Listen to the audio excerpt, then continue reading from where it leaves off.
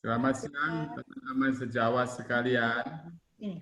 Izinkan saya sebagai moderator menyampaikan kata-kata pembukaan webinar yang akan kita membicarakan topik yang penting buat SPDV sekalian, terutama yang melakukan prosedur atau tindakan dermatologi dalam masa pandemi COVID ini.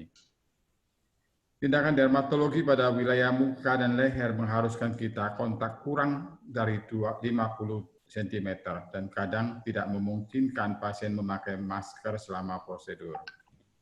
Kali ini kita mengundang 3 SPDV yang ahli dalam prosedur dermatologi untuk share dengan kita supaya kita bisa tetap praktek dan tetap aman dalam masa pandemi ini. Buat dokter, buat perawat, dan buat pasien.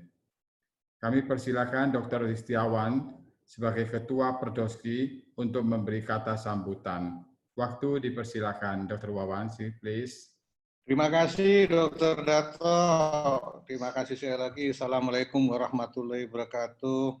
Salam sejahtera, Om Swastiastu, Namo Buddhaya. Pertama-tama kita panjatkan puji syukur kepada Allah Subhanahu wa taala atas nikmat yang diberikan kepada kita semua, dan juga saya juga mengucapkan selamat menjalankan ibadah puasa Ramadan bagi yang menjalankannya ya. Karena ini adalah acara webinar yang kelima ya, dan ini yang pertama kali di era bulan puasa ini. Kita rencanakan kita akan buat ada 12 webinar untuk Perdoski tiap hari Senin sama Kamis. Topik kita saat ini adalah masalah, tadi Dr. Darto sudah bilang, masalah prosedur dermatologik. Untuk itu saya ucapkan terima kasih sebesar-besarnya kepada para panelis dan moderator, khusus kepada Dr. Darto, senior saya juga Dr. Sri Aryani Darmono, kemudian juga kepada Dr. Rita Maria dan Dr. Roro Inge Ade Krisanti atas kontribusinya membagi pengetahuannya kepada semua anggota Perdoski yang ada di seluruh Indonesia. Jadi ini jangkauannya kepada seluruh Indonesia. Saya laporkan juga partisipannya sekarang sudah hampir 351. Minggu lalu pada saat paparan UV itu partisipan sampai 1.000 lebih. Jadi ini akan diikuti oleh banyak. Nanti tanya jawab nanti akan diatur oleh Dr. Darto. Mungkin kalau tanya jawab tidak bisa semua, Dok, mohon izin Dr. Darto, karena ini yang pertanyaan akan jelas banyak sekali. Dr. Darto yang memilih nanti mana-mana yang jawab yang penting, yang sangat penting untuk dijawab panelis, dan kemudian sisanya mungkin akan diberikan secara lewat telegram. Sekali lagi terima kasih kepada para panelis dan juga kepada moderator, juga tidak lupa kepada Satgas COVID Perdoski yang telah bekerja keras, yang dipimpin oleh Dr. Andreas. Ini moderatornya atau koordinatornya Dr. Fitri sama Dr. Poppy dan juga Dr. Helen yang ada di belakang layar, juga tim Perdoski yang mengatur semuanya. Terus itu sekali lagi selamat berwebinar. Mudah-mudahan materinya betul-betul bermanfaat bagi SPDV di seluruh Indonesia. Feedback tentunya akan kita minta kepada teman-teman semuanya untuk acara berikutnya yang akan lebih bagus lagi. Sekali lagi, mudah-mudahan bermanfaat. Terima kasih sekali lagi. Bila taufiq hidayah. Assalamualaikum warahmatullahi wabarakatuh. Terima kasih Dr. Listiawan atas sambutannya. Dengan ini kami meminta panelis pertama yaitu Dr. Aryani untuk menyampaikan materinya. Silakan. Waktu ada 15 menit. Assalamualaikum warahmatullahi wabarakatuh. Selamat sore, selamat siang ini ya. Selamat siang. Terima kasih kepada moderator Dr. David Sudarto Oria dan selamat siang bagi teman sejawat semua. Pertama-tama saya ingin mengucapkan terima kasih atas kesempatan ini kepada Ketua Satgas COVID, Dr. Andreas, dan juga kepada Dr. Yulianto Listiawan. Adapun judul yang dipercayakan kepada saya adalah Laser dan Energy Based Device in the COVID-19 Pandemic. Baik.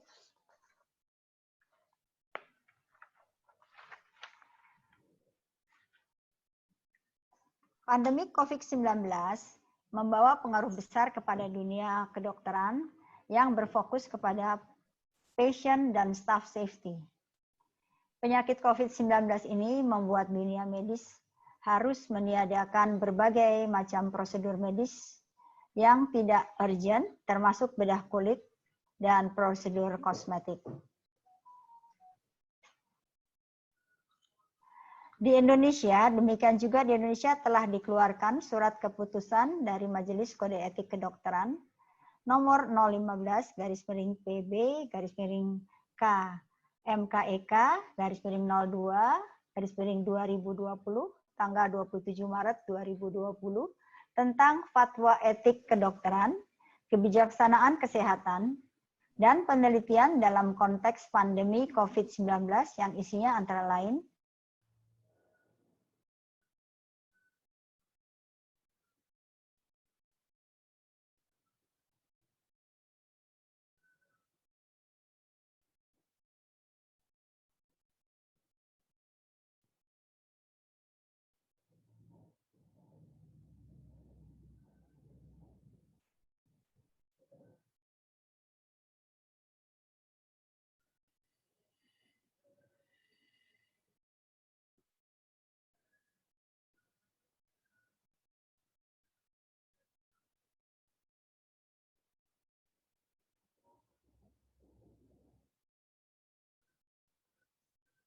Terus yang sama.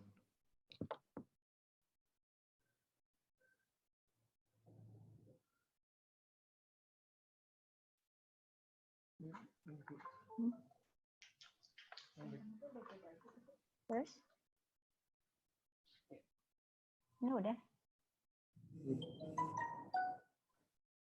Slide, next slide. Next slide.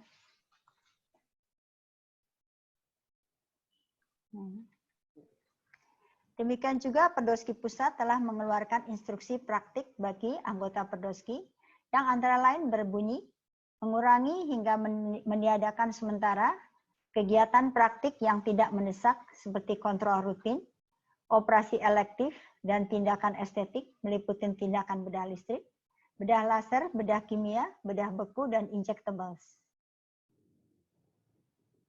Ya, next slide.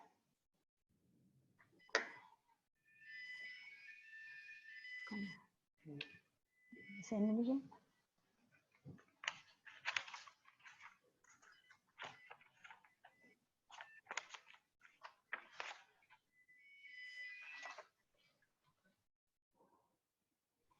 Panduan risiko dan pengurangan risiko pada April 2020 membutuhkan updating secara berkala sejalan dengan perkembangan penelitian dan pengetahuan dari virus SARS-CoV-2. Laser dan EBD paling banyak dikerjakan di daerah wajah, kepala, dan leher. Seperti kita ketahui, area wajah khususnya di sekitar hidung, mulut, dan mukosa adalah area yang sangat berisiko tinggi terekspos virus SARS-CoV-2, baik dari droplet, aerosol, vomit transfer, atau barang-barang yang bisa menjadi sarana transmisi. Prosedur laser dan EBD biasanya berdurasi 15 menit atau lebih, bahkan 1 jam atau 2 jam, dengan jarak yang dekat antara dokter dengan area yang dilaser, meningkatkan risiko penularan dari dan ke staf medis atau pasien. Berarti guidance-nya baik pasien maupun staf medis berpotensi infektif dan rentan terhadap infeksi. Slide.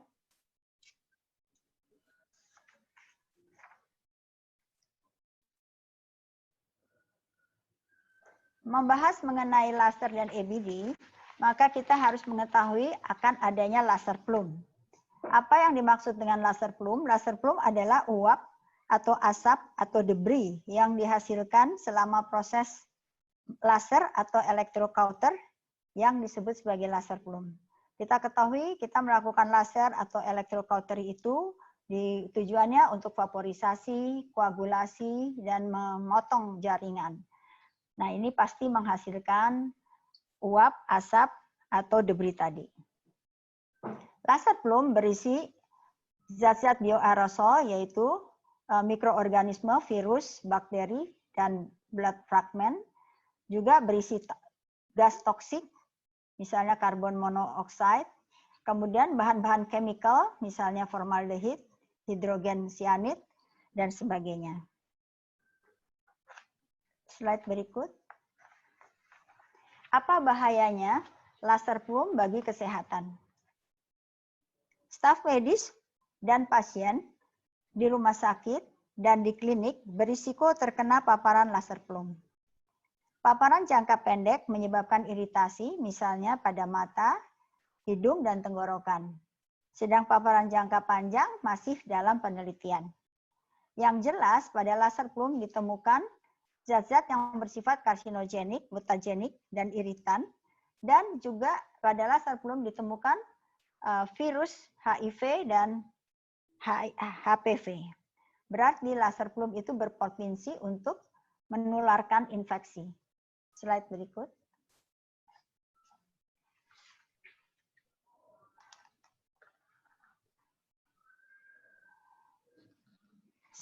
Pada prinsipnya, semua laser dan bedah listrik menghasilkan plum, baik laser yang ablatif maupun laser yang non-ablatif. Tentu saja risiko plum akan lebih besar atau plum yang akan lebih banyak dihasilkan oleh laser-laser yang ablatif, misalnya laser CO2, laser erbium yak, erbium glass, dan juga laser-laser yang non-ablatif, misalnya laser picosecond, laser V-beam, dan hair removal juga menghasilkan laser plum.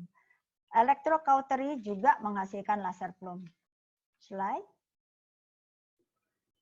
Selain laser plum, pada tindakan laser dan EBD akan terjadi aerosol. Nah, yang disebut aerosol generating procedures adalah prosedur medis yang biasa dilakukan, itu juga menghasilkan aerosol. Misalnya intubasi tracheal, nebulizer, kemudian Zimmer, alat pendingin, cryocooler, bahkan bedah beku, dan cryogen cooling device, misalnya V-beam yang di dalamnya ada cryogen cooling device, itu juga dapat menghasilkan aerosol. Jadi penjelasannya adalah sebagai berikut. Pada awalnya, virus SARS-CoV-2 ini dikatakan ditularkan secara droplet. Itu yang kita anut sampai saat ini. Kan tetapi akhir-akhir ini WHO juga mengatakan bahwa virus tersebut dapat ditularkan secara airborne atau aerosol juga. Oleh karena itu, kalau kita melakukan prosedur apapun, kita harus hati-hati terhadap terbentuknya aerosol. Ya. Nah, kita lihat di sini salah satu bentuk dari kita juga harus hati-hati apabila melakukan tindakan intubasi tracheal. Bagaimana caranya agar airborne ataupun droplet yang keluar dari pasien yang dilakukan intubasi tracheal atau resusitasi pulmonal atau bahkan dengan nebulizer biasa, bagaimana caranya kita harus menghindari agar droplet atau aerosol itu tidak menyebar atau menginfeksi petugas medis atau pasien itu sendiri. Jadi di sini kita lihat bahwa pasien yang sedang dilakukan intubasi di dalam satu sungkup yang terbuat dari mika untuk mencegah droplet atau aerosol yang keluar dari pasien tersebut pada saat tindakan. Ya, berikutnya.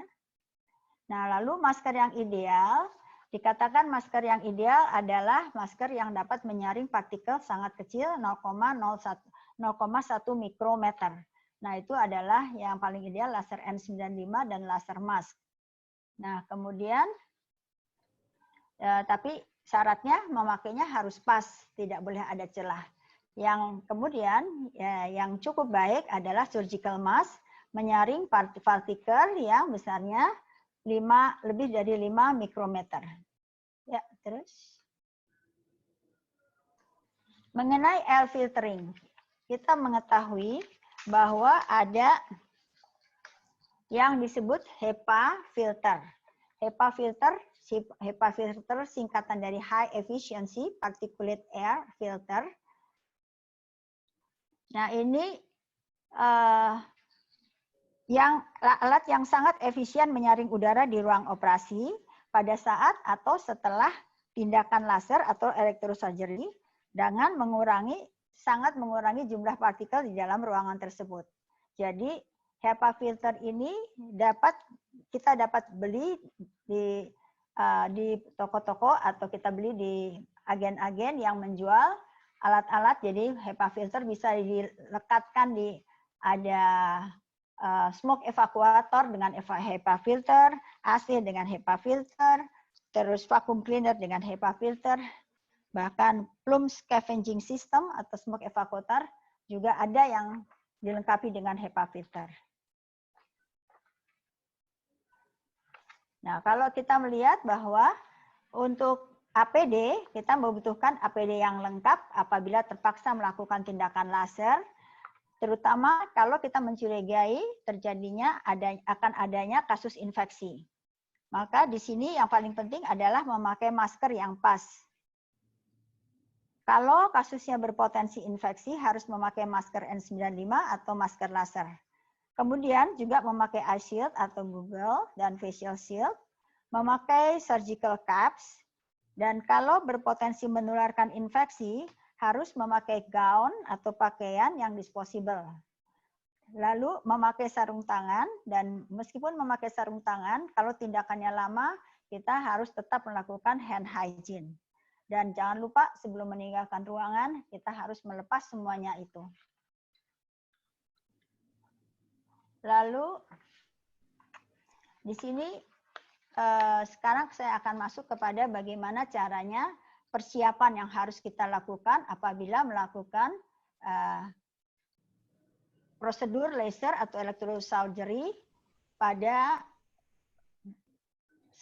satu pasien. Jadi kita ketahui tadi tindakan-tindakan pelum, tindakan-tindakan yang menghasilkan pelum yaitu laser dan elektrosurgery, serta tindakan-tindakan yang membutuhkan aerosol. Maka yang paling penting yang pertama adalah kita memperhatikan lokasinya. Biasanya lokasi yang paling penting yaitu di kepala, leher, tangan, lengan. Karena lokasi-lokasi tersebut adalah lokasi-lokasi yang paling penting, yang paling besar kemungkinannya terdapat virus SARS-CoV-2 ini. Kalau kutil itu dapat dilakukan di lokasi manapun juga. Yang harus kita lakukan adalah membersihkan kulit. Jadi kulit itu pertama-tama persiapannya pembersihan kulit dengan dibersihkan dengan sabun dan air atau dengan sintetik deterjen atau dengan surfaktan. Kemudian dilakukan tindakan asepsis dengan isopropil alkohol, klorheksidin, aseton, atau povidone iodin.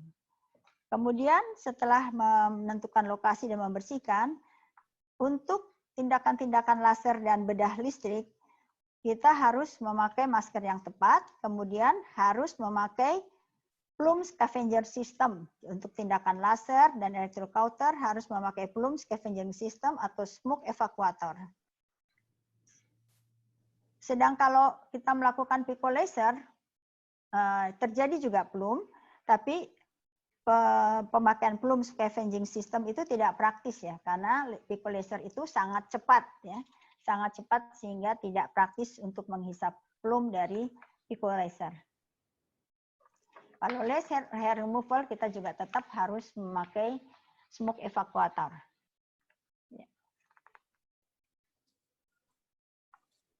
Nah, selain itu untuk yang kalau kita melakukan tindakan yang menyebabkan terbentuknya aerosol risk, kita juga harus misalnya di sini misalnya ada zimmernya, ada V-beamnya, ada kemudian ada yang memakai inbuilt fan, itu kita harus memakai APD lengkap juga.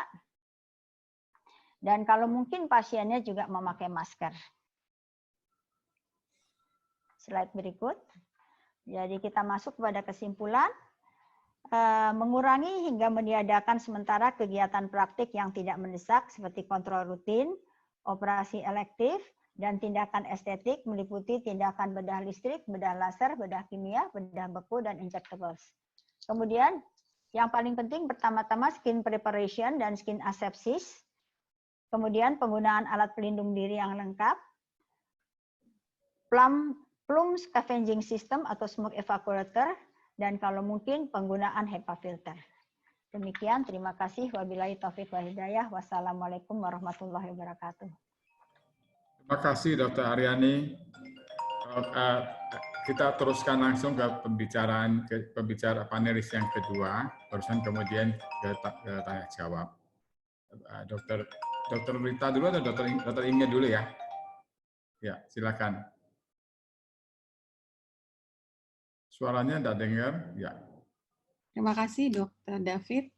Assalamualaikum warahmatullahi wabarakatuh. Selamat siang para peserta webinar yang saya hormati.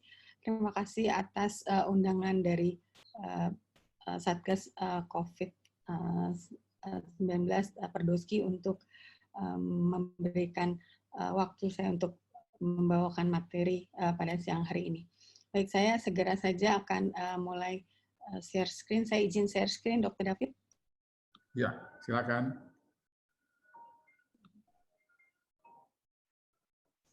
Sebentar.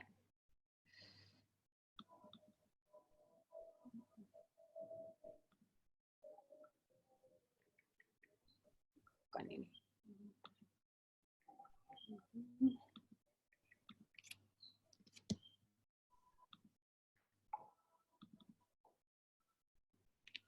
Baik, terima kasih. Saya akan segera mulai saja. Keamanan prosedur bedah listrik, bedah beku, dan bedah pisau dalam masa pandemi COVID-19. Slide-nya Sebagai muncul? Slide-nya belum? Oh, belum muncul? Belum. Bentar.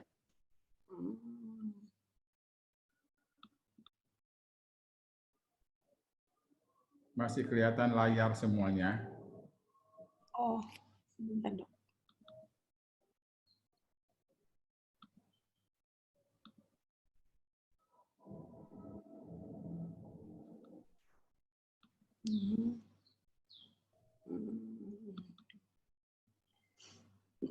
Maaf. Dokter Inga, mohon maaf, apakah mau dibantu sharekan dari admin, dokter? Boleh. Terima kasih. Ya. Baik, dokter. Ya, tuh, jelas. Ya, terima kasih. Keamanan prosedur bedah listrik, bedah beku, dan bedah pisau pada masa pandemi COVID-19. Ya, silakan. Ya. Saya kira sebagai pendahuluan kita semua sudah tahu penyebaran global penyakit COVID-19 ini menyebabkan sindrom pernafasan akut yang berat yang merupakan tantangan yang belum pernah terjadi sebelumnya. Hingga saat ini lebih dari 2,9 juta kasus seluruh dunia melibatkan 210 negara. Sedangkan di Indonesia sendiri per hari kemarin tanggal 26 itu sudah ada 8.082 kasus dengan 743 meninggal dan 1.107 yang sembuh. Silakan dok. Gejala COVID saya kira kita semua sudah tahu sebagai berikut. Kita boleh langsung saja.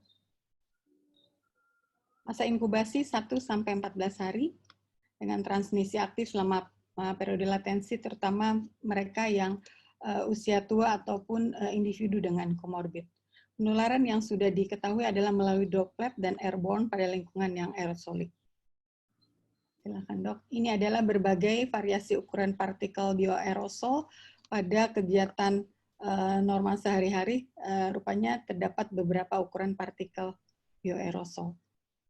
Lanjut. Silakan. Ya, partikel yang mengandung virus RNA SARS-CoV-2 itu diameternya sebetulnya hanya kurang dari 1-10 mikrometer. Dia bisa masuk ke saluran nafas melalui hidung dan atau mulut. Penyaringan di hidung sendiri sudah bisa mencegah partikel masuk, partikel besar masuk yang berukuran lebih dari 5 mikron. Sedangkan partikel yang berukuran 2,5 sampai 5 mikron itu bisa sampai ke trachea. Sedangkan yang lebih halus lagi, yang kecil, yang halus atau ultrafine itu masih bisa terus masuk sampai ke paru-paru mencapai alveolar. Silakan. Silakan dok. slide. Mohon bantuan slide-nya.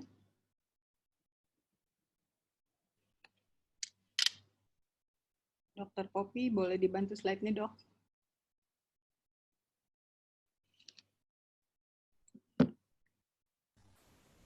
Halo? Sudah, Dokter? Slide-nya belum bisa diganti?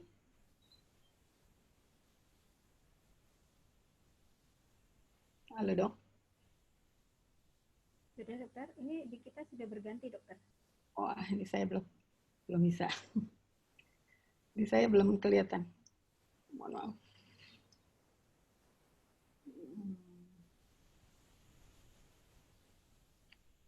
Mohon maaf. Saya masih belum bisa lihat slide-nya berganti, Dr. Poppy.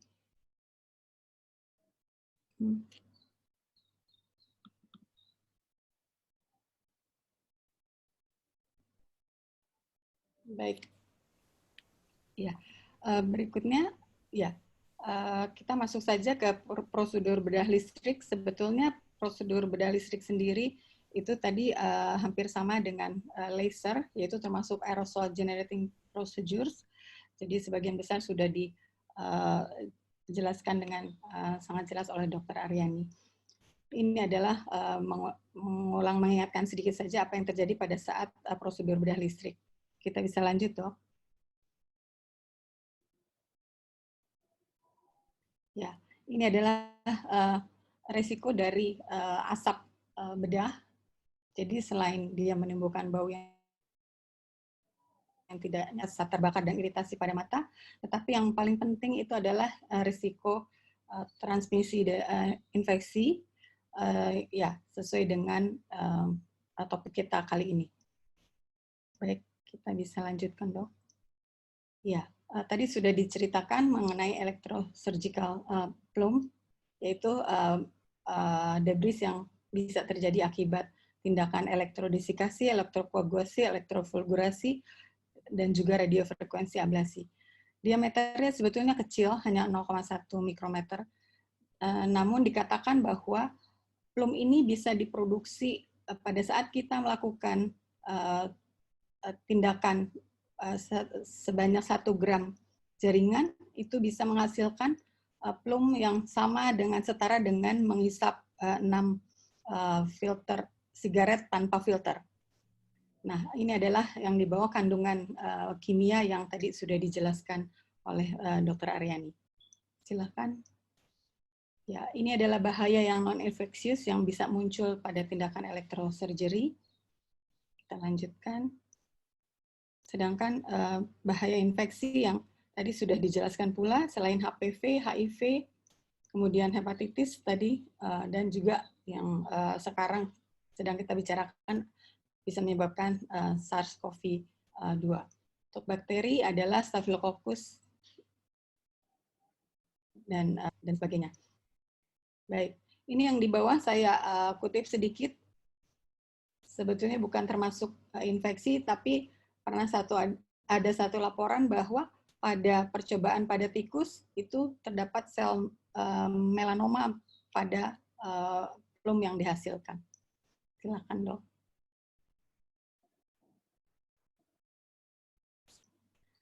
Ini adalah rekomendasi untuk tindakan manakala kita membutuhkan tindakan elektrosurgery.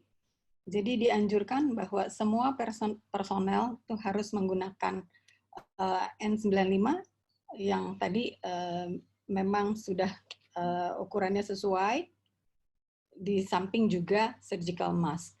Kemudian local exhaust ventilasi, alatnya harus juga digunakan sepanjang tindakan elektrosurgery, dan jangan lupa jaraknya itu tidak boleh lebih dari 2 inci. Jadi dikatakan efektif bila mana jaraknya tidak melebihi 2 inci dari permukaan kulit yang kita tindak. Kemudian dibutuhkan juga filter central walls room untuk mengeluarkan asap yang ada di ruangan. Kemudian Poin yang terakhir, elektrosurgery ini memang dianjurkan untuk dihindari apabila memang memungkinkan. Selanjutnya, prosedur bedah beku banyak digunakan dalam tata laksana jinak, premaligna maupun ganas, dan bahan kriogen yang paling banyak digunakan adalah nitrogen cair. Titik didihnya minus 196 derajat Celcius dan bersifat inert, mudah dan terjangkau. Tindakan bedah beku ini sangat praktis, simpel, dan tidak membutuhkan anestesi. Silakan, Dok. Ya, untuk lesi jinak hanya dibutuhkan hanya satu freestyle cycle, kemudian untuk ganas memang dibutuhkan pengulangan hingga 2 cycle, namun tetap membutuhkan hanya waktu yang pendek. Dan prosedur bedah buku ini dilakukan berbagai cara, namun yang disukai adalah, yang paling banyak dilakukan adalah open spray. Jarak antara tip dengan target, dengan lesi yang akan diterapi itu berperan dalam terjadinya proses freezing. Jarak ideal itu 1-2 cm dari target, dan hal ini sangat berisiko terjadinya penularan 19 ini. Berikutnya. Ya. Nitrogen cair, sebagaimana kita ketahui, sebagai kriogen, juga banyak digunakan sebagai kriopreservasi bahan biologis virus. Jadi, bila mana kita membutuhkan preservasi bahan biologis, jangkauannya cair merupakan pilihan. Didapatkan laporan mengenai 6 pasien yang pasca transplantasi sumsum tulang menderita infeksi hepatitis B akut karena kontaminasi oleh tangki nitrogen cair, di mana sumsum tulang tersebut dipreservasi. Kemudian terdapat laporan lain bahwa infeksi silang antar pasien melalui cotton swab yang terkontaminasi HPV itu juga bisa merupakan sumber infeksi. Silakan, Dok. Berikutnya adalah prosedur bedah pisau.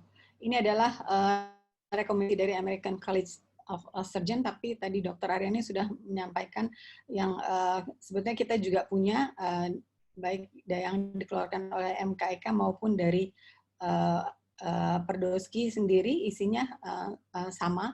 Jadi kita ini diminta untuk menghindari atau mereschedule prosedur elektif, kemudian meminimize, postpone, bahkan meng-cancel. Silakan. Berikutnya. Ya. Kita juga harus ingat begitu banyak kasus asimptomatik yang kita tidak bisa ketahui, sehingga virus ini bisa menyebar bila mana tidak kita jaga dengan baik. Silakan, Dok.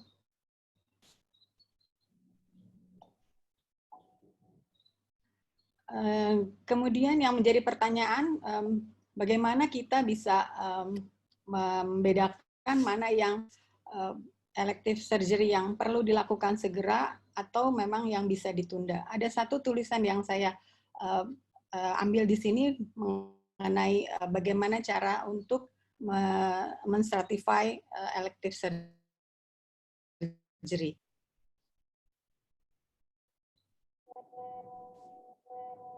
Ya, ini bisa digunakan indikasi mana yang emergency, mana yang urgent, kemudian discretionary. Disebut urgent itu kita mempunyai kurang 1 jam, kemudian yang disebut urgent kita mempunyai waktu 24 jam, kemudian urgent elective 2 minggu, elektif 1-3 bulan, dan elektif discretionary bisa lebih dari 3 bulan. Kalau kita lihat tindakan yang barangkali sesuai dengan bidang kita adalah pada kasus emergency, contohnya adalah kasus-kasus yang memang bisa berakhir dengan kematian, atau memang disertai dengan hemorrhagic shock, atau kita juga ketemu necrotizing fasciitis.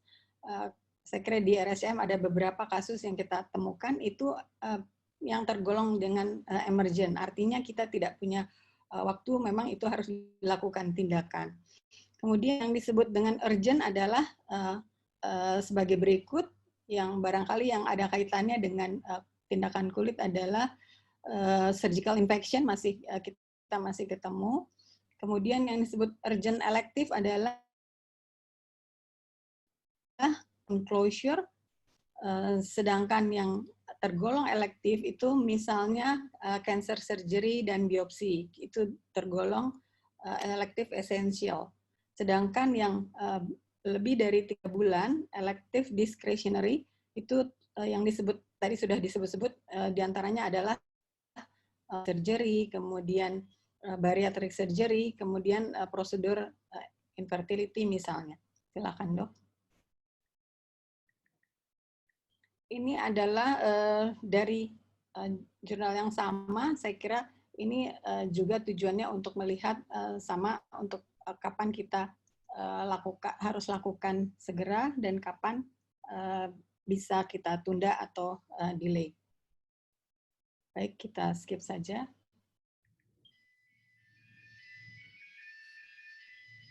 Silakan, Dok. Prosedur bedah pisau, ini ada beberapa rekomendasi yang terdapat di kepustakaan. Di antaranya yang saya ambil di sini adalah yang diambil dari tulisan dari Australia. Ada 4 kunci yang harus diperhatikan oleh seseorang yang melakukan tindakan bedah. Yaitu yang pertama, sebelum tindakan dilakukan harus dikomunikasikan secara struktur antar anggota tim terkait dengan perencanaan operasi. Komunikasi ini meliputi sejak awal, misalnya pasien dirawat di bangsal, bagaimana dia didorong ke OKA atau ke ruang operasi, kemudian apa yang akan dilakukan di ruang operasi, hingga pasien juga diantar kembali dan ke bangsal. Ini harus dibicarakan secara khusus karena untuk menghindari penularan selama proses tersebut berlangsung.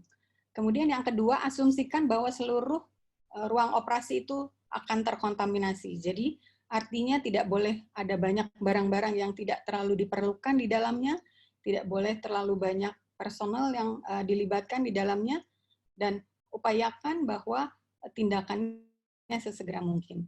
Kemudian yang ketiga, pilih peralatan pelindung yang efektif terhadap partikel aerosol, tadi sudah dijelaskan oleh Dr. Aryani. Kemudian yang keempat, terapkan teknik bedah yang meminimalisir resiko pajanan. Sebagai contoh, di tulisan tersebut dikatakan misalnya pemilihan jahitan itu barangkali kita akan memilih dengan benang yang bisa diserap untuk menghindari atau untuk mengurangi waktu kunjungan pasien misalnya pada saat mencabut benang. Jadi atau banyak lagi barangkali teknik-teknik bedah lain yang bisa melihat pada saat ini yang bisa meminimalisir resiko pajanan. Kemudian seperti tadi juga sudah disinggung, rupanya infeksi juga seringkali terjadi pada saat penggunaan dan pelepasan APD. Sehingga dikatakan gunakan body system, artinya barangkali dibutuhkan orang lain untuk membantu melepaskan dengan baik penggunaan maupun pelepasan APD, sehingga memenuhi syarat. Silahkan, Dok. Ini ada satu jurnal yang sebetulnya belum proof, tapi saya kira ini juga sangat baik dan bisa kita gunakan, bisa kita pertimbangkan untuk barangkali kebutuhan kita sendiri.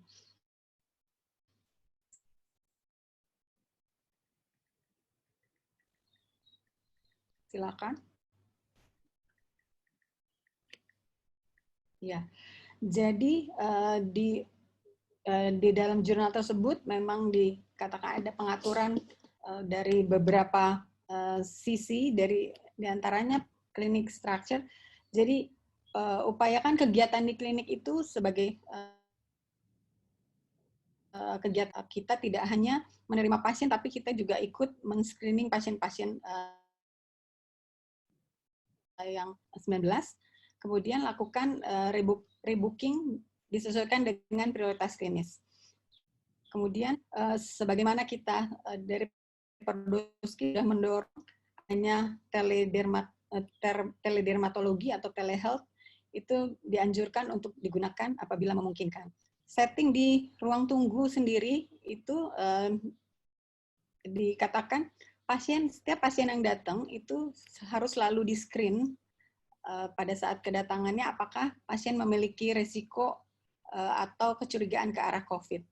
Yang kedua, waktu appointment harus betul-betul diatur supaya memang tidak terlalu banyak pasien yang menunggu di ruang tunggu. Kemudian gunakan physical distancing seperti yang sekarang sudah dilakukan di beberapa tempat dan sudah banyak dilakukan. Kemudian batasi pengantar. Jadi hanya diizinkan satu orang pengantar setiap pasiennya. Kemudian upayakan tidak ada bahan-bahan atau benda-benda yang bisa menularkan, misalnya majalah, dan pastikan bahwa seluruh sudah mencuci tangan pada saat mereka datang. Silakan, Dok. Pada saat prosedur, APD itu harus digunakan secara rasional, namun juga harus diperhitungkan ketersediaannya, karena ini memang harus selalu ada, jangan sampai berlebih digunakan, tetapi juga manakala mau dipakai berikutnya kita sudah kehabisan. Jadi ini sangat dinamis, jadi harus selalu dihitung kelengkapannya. Kemudian pastikan masker N95 untuk semua kegiatan bedah di area periorificial.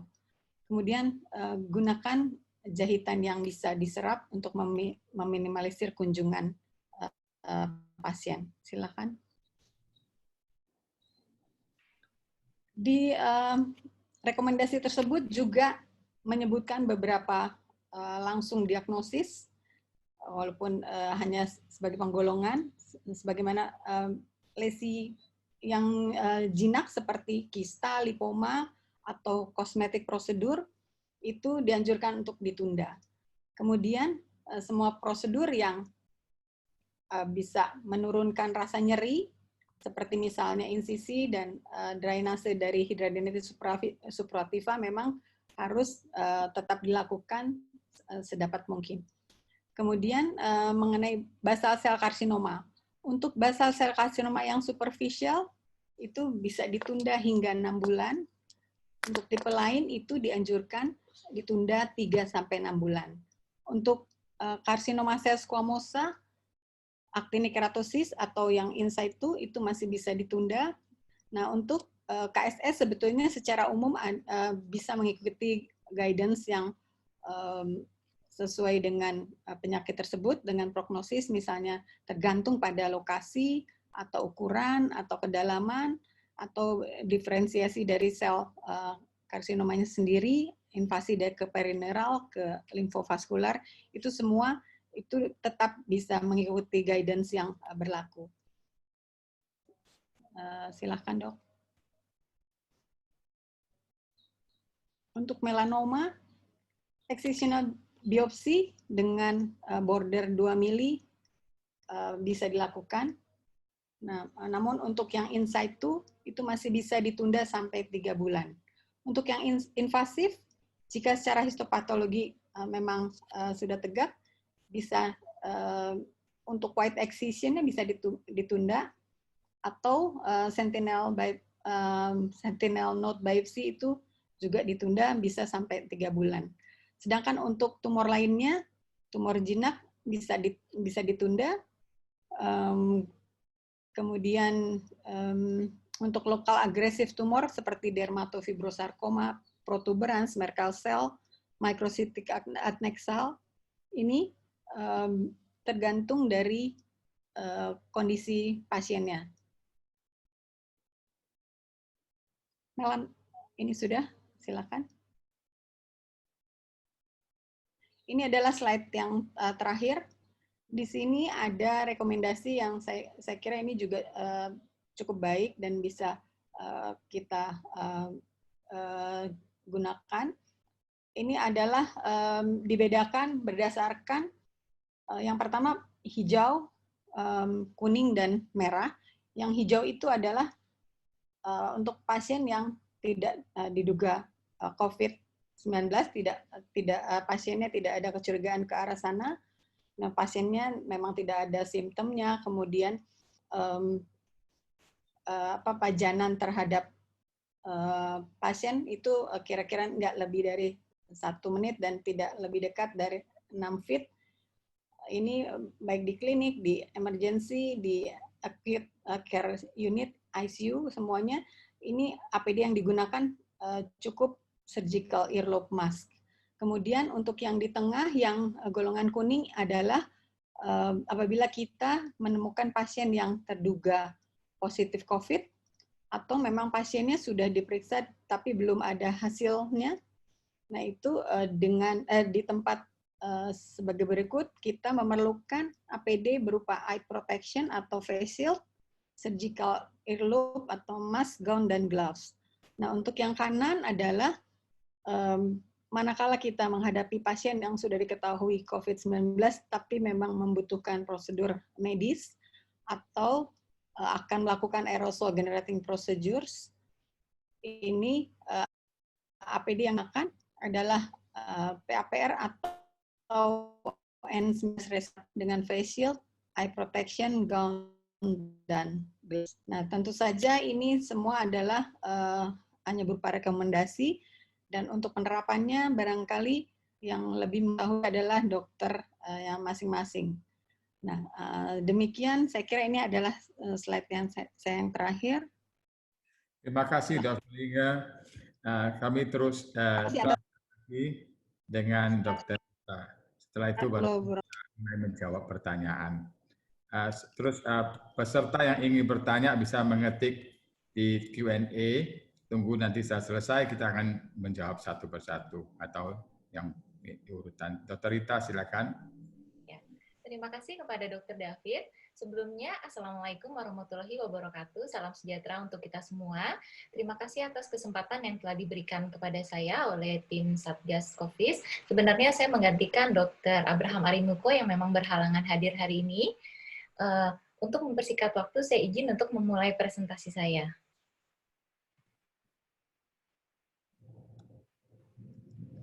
Silakan share screen-nya. Ya, ada.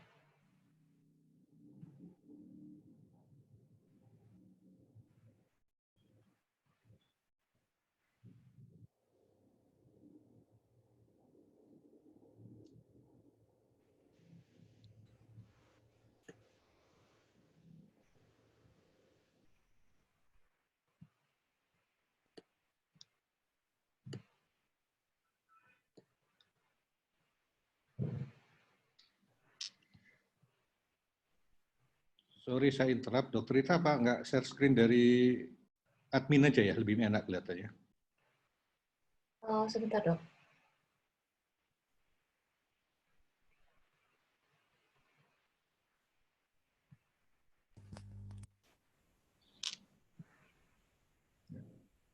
Oke. Ya. Ya. Baik. Oke. Ya, saya mulai ya. Maaf. Saya diberikan kesempatan untuk memberikan materi mengenai keamanan dalam prosedur dermatologi, yaitu bedah kimia, injectables, dan tindakan dermatokosmetik lainnya.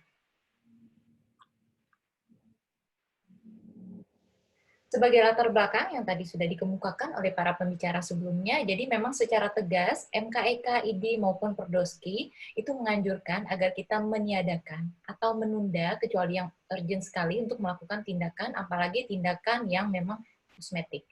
Tujuannya tidak lain adalah untuk melindungi diri kita, kemudian melindungi asisten kita, karena tentu kita sebagai dokter pasti kerja ada asistennya, kemudian menghindari penularan kepada pasien, dan mendukung usaha pemerintah untuk memutuskan rantai penularan, sehingga sangat disarankan tiadakan atau kurangi tindakan yang tidak mendesak, hanya menerima konsultasi tatap muka langsung dengan kegawat daruratan. Nah, di mana kegawat daruratan ini sebelumnya sudah pernah disampaikan pada materi webinar sebelumnya. Saya mulai dengan manifestasi klinis. Memang mayoritas keluhan adalah ringan, tetapi tidak banyak juga, tapi ada juga kasus yang berat bahkan kritis. Nah, kenapa saya menampilkan slide ini? Karena untuk menekankan kepada kita bahwa hal ini berisiko juga terjadi kepada kita, kepada asisten kita maupun kepada keluarga kita. Nah, kemudian untuk mengenai cara transmisi ini juga penting. Jadi, transmisinya bisa melalui respiratory droplets, bisa melalui droplet nuklei. Di mana kalau yang respiratory droplet ini yang kita tahu kontak langsung. Jadi dalam jarak yang kurang dari 1 meter, kalau seseorang itu demam, batuk, bersin, maka bisa menginfeksi orang yang berada di dekatnya. Atau juga jangan dilupakan mengenai kontak tidak langsungnya, yaitu fomites. Jadi barang-barang yang mungkin sudah terkena droplet dari pasien tersebut.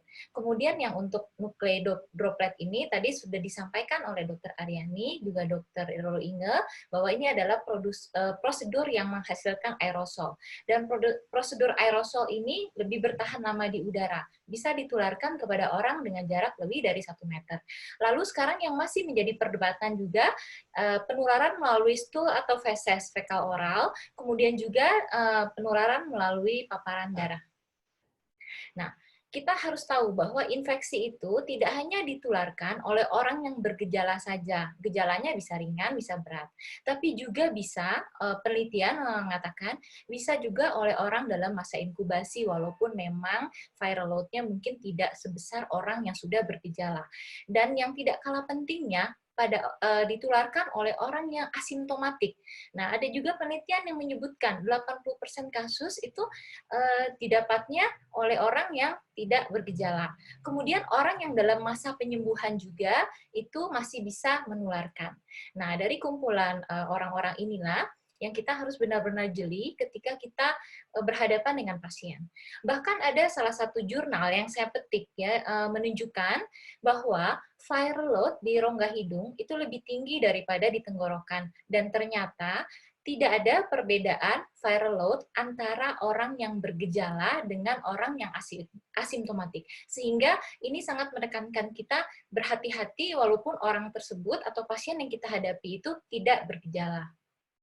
Nah, ini adalah saya kutip dari beberapa penelitian yang harus kita ketahui bahwa ternyata virus corona COVID-19 ini stabilitasnya atau daya tahannya cukup tinggi. Nah, di slide ini bisa kita lihat ya. Jadi di plastik stainless steel itu bisa negatifnya baru sampai hari ke-7. Di kaca, di kain, di kayu bisa 2-4 hari. Bahkan ada penelitian yang menyebutkan kalau kita menggunakan masker lalu kita letakkan begitu saja, dia masih bisa tetap positif sampai di hari yang ke-7.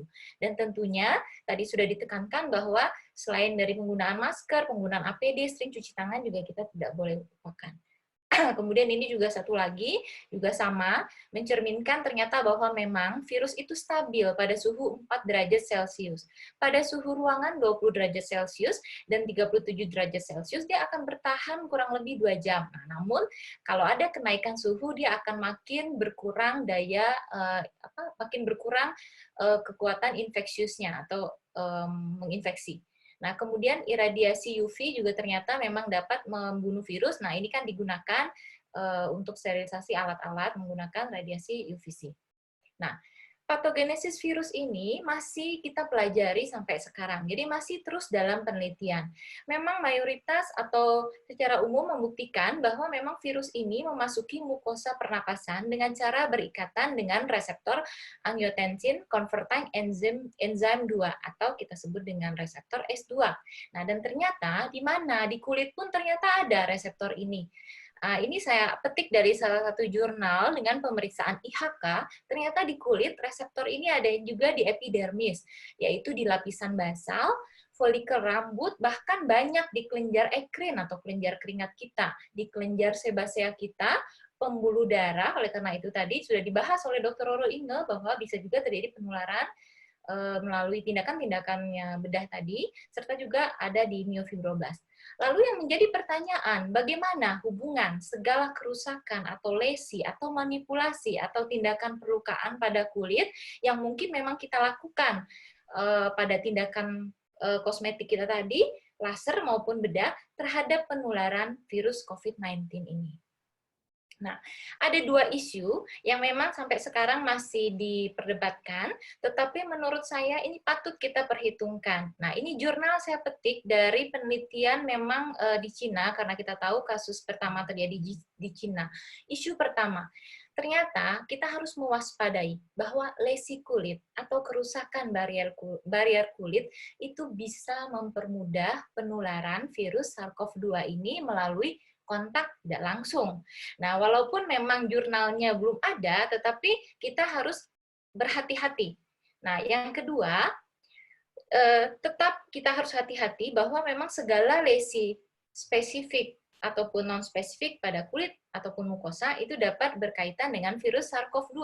Nah, kita tahu kan bahwa beberapa jurnal sudah terbit bahwa pada beberapa pasien SARS-CoV-2 ini, pasien coronavirus ini, kita dapatkan kelainan kulit. Nah, poinnya adalah kita harus berhati-hati karena segala sesuatu lesi ataupun perlukaan di kulit itu dapat dikhawatirkan akan menjadi sumber masuknya virus tersebut atau bahkan menjadi sumber penyebaran. Nah, faktor risiko apa saja? Nah, konsultasi face-to-face atau prosedur face-to-face. Kemudian, prosedur yang memakan waktu lama. Kita tahu bahwa rata-rata tindakan kosmetik yang kita lakukan itu cukup lama. Kebetulan saya membahas tentang chemical peeling, injectables, kemudian tindakan lainnya juga seperti mikrodermabrasi itu termasuk tindakan-tindakan yang memakan waktu lama. Kemudian tindakan dengan adanya perlukaan pada kulit, tentunya misalnya kita melakukan tindakan injectables, kita akan menyuntikkan, nah mungkin terjadi ada berdarah seperti itu ya. Kemudian tindakan mikrodermabrasi kita juga menimbulkan perlukaan terkontrol pada kulit. Kemudian tadi untuk prosedur ablatif yang menghasilkan aerosol sudah dibahas oleh Dr. Sri Aryani. Kemudian tentunya hati-hati tindakan atau pemeriksaan di rongga mulut atau hidung. Nah, 5 hal ini yang mungkin menjadi faktor risiko yang akan kita hadapi sebagai dokter. Nah, gambar ini kita lihat. Jadi mayoritas tindakan yang kita lakukan, injectables, bedah kimia, mikrodermabrasi, facial apalagi lama. Ini tentunya jaraknya pasti di bawah 1 meter. Kemudian waktunya ya pasti cukup lama. Nah, kemudian kita juga harus berpikir mengenai proteksi, gitu ya. Nanti di belakang saya ada bahas sedikit mengenai proteksi masker. Nah, kemudian kita ingat juga bahwa kita tidak hanya melindungi diri kita sendiri sebagai dokter, tetapi juga melindungi para asisten kita.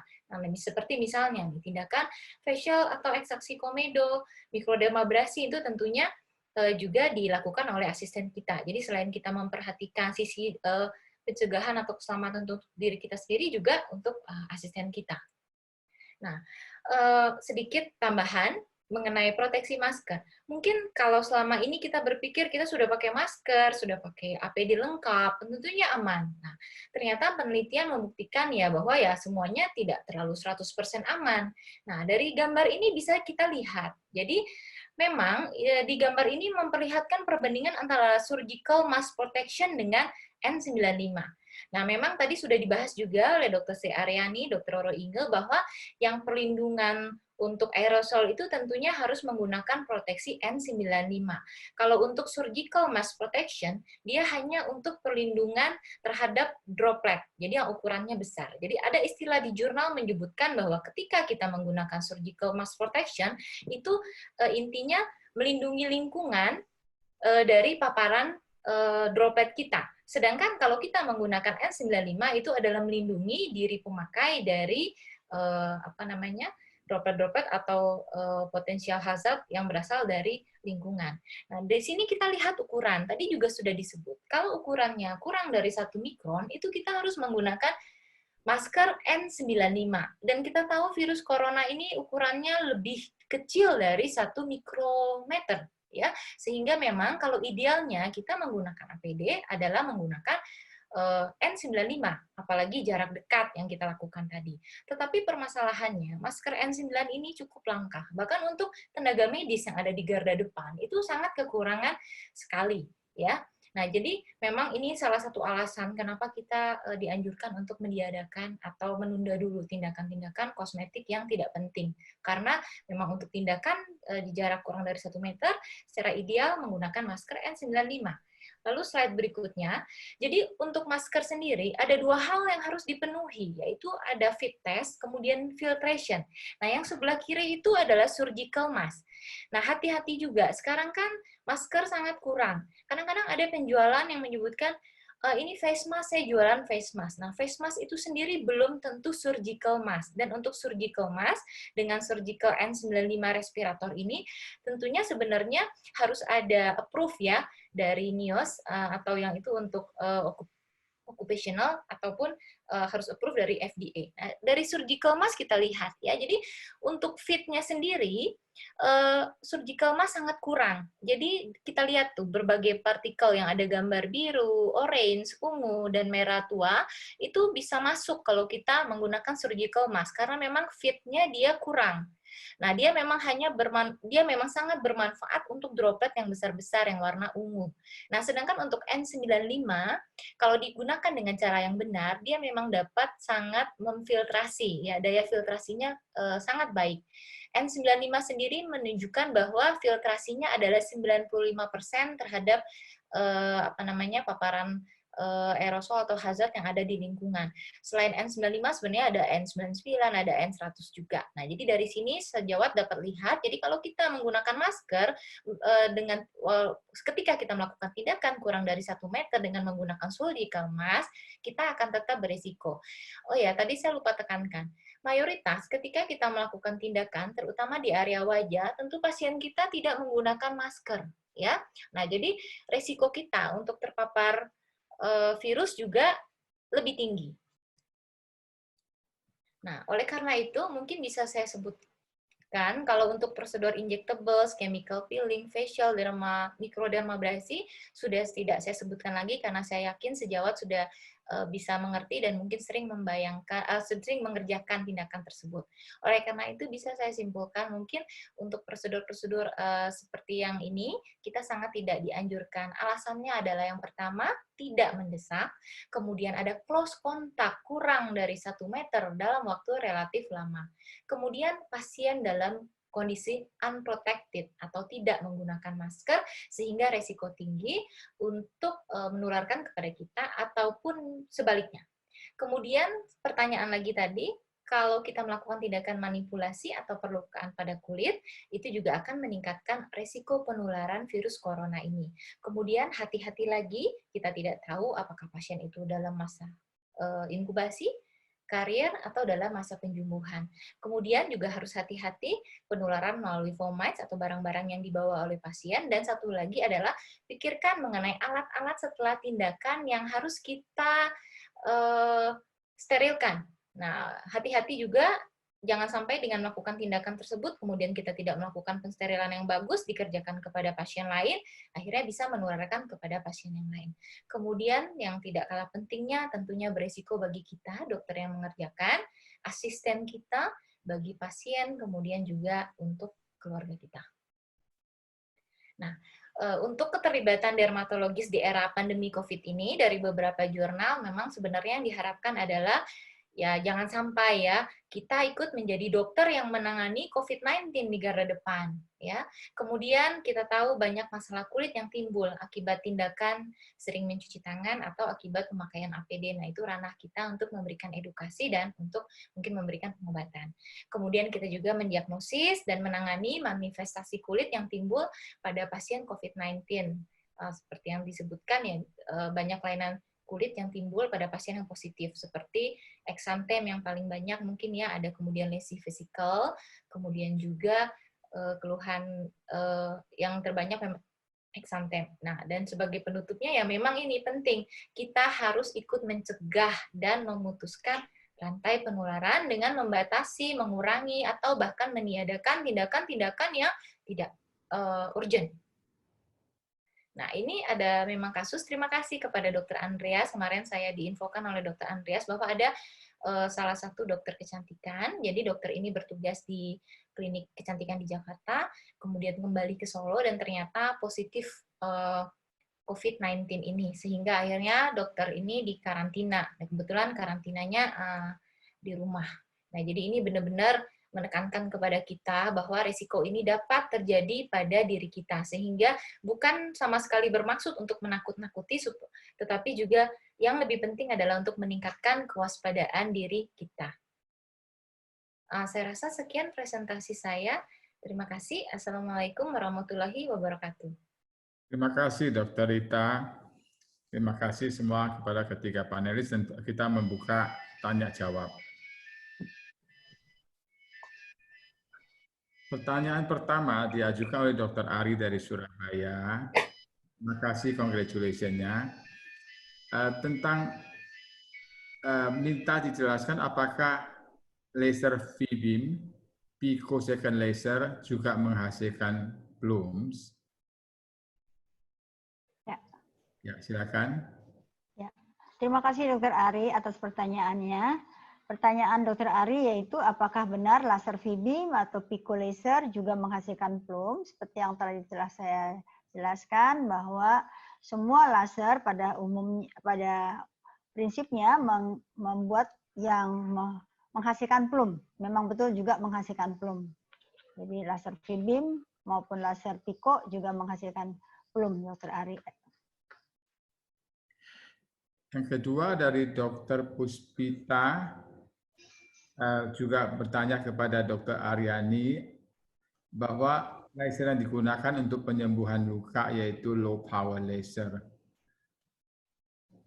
Apakah yang mana kedua jenis ini tidak melukai dan tidak menggunakan dynamic cooling juga, hanya heat? Apakah tindakan ini mempunyai resiko lebih kecil dibandingkan laser-laser yang lain? Dalam keadaan seperti apa? Tindakan sebaiknya ditunda atau sebaiknya dilakukan? Ya, silakan, Aryani. Ya, terima kasih Dr. Puspita atas pertanyaan yang bagus sekali mengenai laser wound healing. Kita ketahui bahwa mekanisme kerjanya adalah biostimulasi, yaitu memperbaiki peredaran darah atau vaskularisasi di daerah tersebut. Seharusnya sih teorinya tidak ada favorisasi ya pada laser-laser tersebut ya. Sehingga dengan kehati-hatian khusus, karena kita juga menggunakan alat-alat yang bisa menyebabkan aerosol, pembentukan aerosol. Kalau tidak menggunakan laser plume, kita juga menyebabkan aerosol. Karena di situ juga kita memakai seperti smoke Zimmer cooling device, memakai cooling device karena ada rasa hangat panasnya. Dalam hal ini Dr. Pus memakai laser apa ya, fotona atau apa? Atau diode.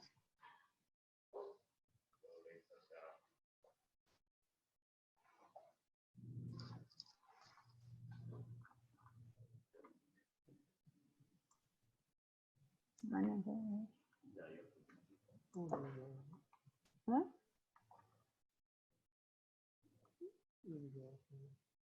Ya.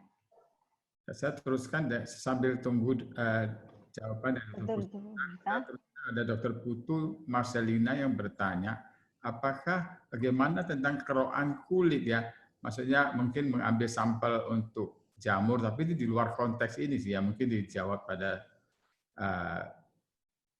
waktu yang akan datang. Ini ada yang bertanya dari Dr. Justin Sumito bahwa menanyakan masker N95 yang standar medis dan non medis. Saya kira kalau N95 harusnya sudah medis ya. Ya tidak ada yang standar medis, apakah bisa memakai yang standar non medis? Mungkin kok lain ya. Saya bagaimana ini tidak ditujukan kepada siapa-siapa, ketiga panelis salah satu mungkin yang bisa komentar. Kalau saya pikir mungkin pertanyaannya kurang tepat sih. Ya, bagaimana? Dari Justin Sumito menanyakan apakah ada masker N95 yang non medis. Apa ada dah?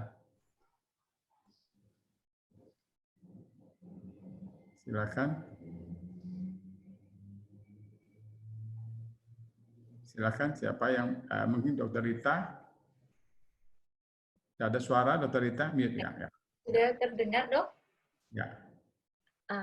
Ya. Jadi Bapak, ya udah ya baca tadi Dr. Putu Marcelina pertanyaan ya. Silakan. Ya.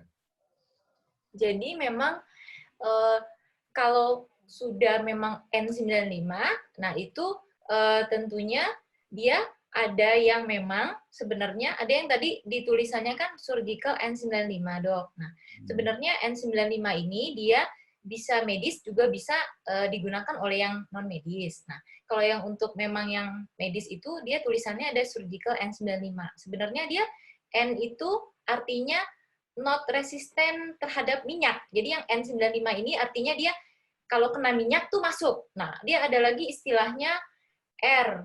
R itu jadi sedang setengah-setengah lah. Jadi kalau kena minyak bisa masuk bisa enggak. Sama ada satu lagi yang P. Jadi benar-benar tahan terhadap minyak. Jadi kalau sudah bilang surgical N95 itu berarti bisa digunakan oleh medis maupun non medis. Nah, yang surgical N95 itu artinya benar-benar sudah approve banget dari NIOSH sama FDA itu, Dok. Nah, kalau untuk surgical mask tadi, nah, yang surgical mask itu kan yang suka kita pakai yang sehari-hari itu. Nah, tadi saya tekankan hati-hati. Face mask belum tentu surgical mask. Jadi kalau yang surgical mask itu, tiap pabrik itu juga beda sebenarnya daya filtration-nya. Nah, makanya memang kalau mau idealnya lagi, masker surgical pun itu approve-nya ada. Siapa yang mau approve gitu, Dok. Jadi walaupun dibilang surgical mask, itu bisa beda filtration. Nah, anggaplah kita bicara equal, jadi sama-sama sudah approve, misalnya surgical mask dengan N95. Jadi perbedaannya, N95 itu dia bisa menyaring untuk yang partikel yang aerosol. Jadi yang kurang dari 1 mikrometer itu kita aman. Oleh karena itu, idealnya kalau tindakan di bawah 1 meter, itu idealnya N95. Karena kalau kita pakai surgical mask, itu dia untuk yang untuk yang aerosol kan tidak bisa. Nah, lalu kembali lagi tadi fit test. Jadi misalnya nih, kita tindakan dekat pakai surgical mask, udah pakai face shield. Bayangkan, di masker aja yang kita pakai itu masih bisa ada udara keluar kan, makanya berembun kita kan, kacamatanya berembun, face shield-nya berembun. Nah, itu artinya bisa keluar, tentu bisa masuk juga kan. Nah, otomatis berarti walaupun udah pakai face shield kan di bawah face shield-nya juga bisa masuk. Jadi tetap ada risiko, apalagi jarak 1 meter. Makanya dianjurkan sekali kita harus menjaga jarak lebih dari 1 meter gitu loh. Mungkin. Ya, juga ada Dr. Trisna yang bertanya, lalu APD apa yang sesuai dengan standar? Kalau masker N95, kalau untuk jubah, surgical gown dari bahan apa saja, dan di tempat saya tugas hanya menggunakan kain biasa yang dijahit seperti jubah operasi. Tapi ada juga yang bahan spunbond, sekali pakai, bahkan ada juga saat ini banyak home industry sehingga tidak ada standarnya. Kelihatannya ya silakan tentang APD itu mungkin kalau saya ya gimana tentang APD level berapa yang kita perlukan?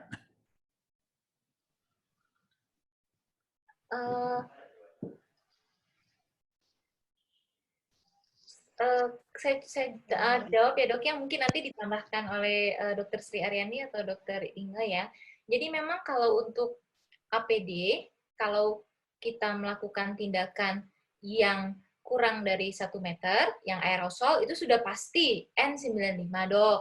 Nah, kalau misalnya kita di jarak kurang dari 1 meter melakukan tindakan, nah itu bisa saja pakai surgical mask. Nah, tetapi yang tadi ingat, surgical mask itu cuma bisa nahan droplet yang ya ukurannya besar. Jadi kalau kita jarak dekat-dekat 1 meter, tentu saja tetap ada ya risiko, Dok, untuk ya terinfeksi virus. Nah, tadi kemudian mengenai APD ya idealnya ya pastinya kita harus menggunakan APD yang mungkin kalau yang terlalu deket banget itu ya harusnya APD-nya ya tentu nggak bisa APD level 1 ya, Dok ya. Ya kalau mau ideal, kalau saya sendiri ya mungkin lebih safe-nya ya APD level 3. Tapi kita ingat, yang butuh APD level 3 ini sangat banyak. Petugas medis di garda depan itu sangat-sangat butuh. Bahkan N95 ini sangat langka di pasaran. Oleh karena itu salah satu alasan kita dianjurkan untuk menunda tindakan kita yang tidak urgent atau tidak elektif ini kalau menurut saya gitu, Dok. Menghasilkan food kalau musim MBX kan sebenarnya pakai MBX masalahnya. Ya sama aja kayak 18 itu. Ya, ini ada Dr. Danang Wahyudi juga mengusulkan bahwa kita perlunya melindungi kita, pasien, dan juga tim yang ikut di dalamnya. Sehingga saya setuju dengan Dr. Rita bahwa kita membutuhkan sangat banyak APD, apalagi gown dan sebagainya. Dan sangat tidak efisien ya untuk kita yang nggak di garda depan, padahal kebutuhan sudah tidak cukup. Setuju sekali. Jadi kalau bisa kita tunda tindakannya. Ya, Dr. Aryani silakan. Oke. Pertanyaannya apa? Ya, pertanyaannya ini bahwa gaun dan sebagainya apa juga perlukan yang standar medis atau standar biasa, karena mereka sementara ini mereka pakai yang standar yang dijahit seperti yang begitu, apa sudah cukup.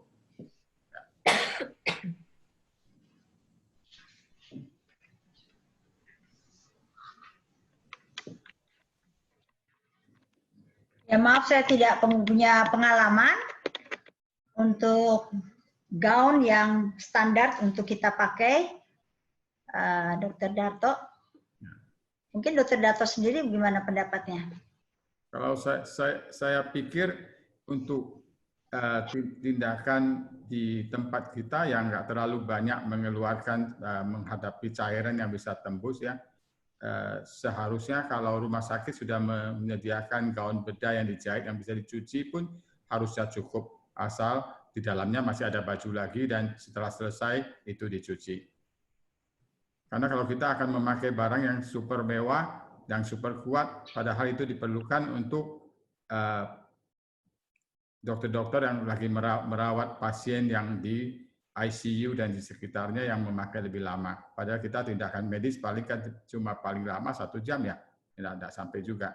Ya, jadi mungkin saya kalau pikir memang kalau harus tindakan seharusnya kain pun sudah cukup atau spoon balm yang biasa, yang tidak perlu terlalu yang level tinggi.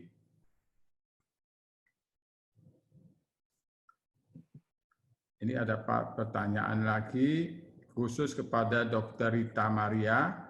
Surgical mask berarti kurang aman untuk mencegah penularan. Padahal selama ini kita dan awam menggunakannya bila keluar rumah. Bagaimana penjelasannya? Saya kira tadi sudah dijawab sebetulnya ya. Dan saya pertegas, mungkin ya dok ya, saya pertegas. Jadi kita tidak mengatakan tidak aman, ya. Nah jadi untuk pencegahan COVID-19 ini bukan hanya satu faktor, itu yang harus kita ingat, ya. Masker hanya salah satunya.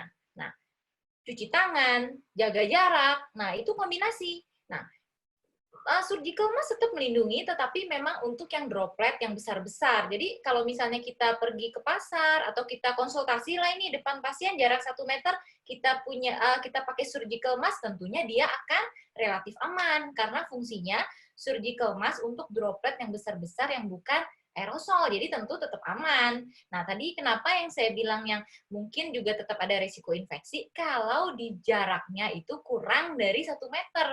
Karena kan kita tahu kalau ukuran droplet, orang batuk, orang bersin itu dia berat. Dia nggak bisa tersuspensi di udara, dia akan gampang ya jatuh, kayak gitu. Nah, jadi tetap surgical mask bisa digunakan untuk pencegahan. Jangankan surgical mask, masker kain aja itu ya bisa cukup membantu ya, asal ya tetap kombinasi jaga jaraknya, cuci tangannya dan lain-lainnya. Dan saya tambahkan kalau setiap orang sudah pakai masker walaupun masker kain, masker yang sederhana, asal mereka tidak mengeluarkan droplet lagi, sebetulnya aman buat yang lainnya.